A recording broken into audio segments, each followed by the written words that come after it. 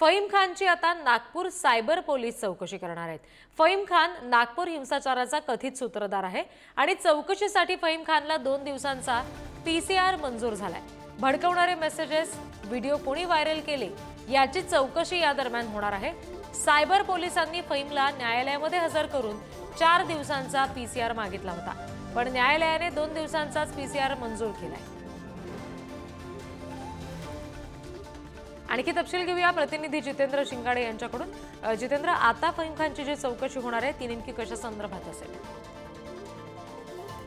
17 मार्च रोजी जो नागपुरात हिंसाचार उफाळला होता किंवा जो घडला होता त्यामागे त्याचा कथित सूत्रधार म्हणून शमीम खानकडे पाहिलं जातंय, फहीम खानकडे। आणि फहीम खान विरोधात गणेशपेठ पोलिसांनी 18 मार्च रोजी देशद्रोहाचा इतर विविध गंभीर गुन्ह्यांचा एफआयआर नोंदविला आहे। सध्या सायबर पोलिसांनी फहीम खानचा 2 दिवसासाठी पीसीआर मागितलेला होता, 4 दिवसांसाठी पीसीआर मागितलेला होता, मात्र कोर्टाने 2 दिवसाचाच मंजूर केलेला आहे। नेमका हा जो हिंसाचार झालेला होता त्यामध्ये सायबर पोलीस आता तपास करत आहेत आणि जे मेसेजेस कसे काय पोहोचले, लोकांपर्यंत कसे गोळा करण्यात आले, व्हिडिओ कसे व्हायरल करण्यात आले आणि याचा जो तपास आहे, तांत्रिक तपास करायचा आहे सायबर पोलिसांना।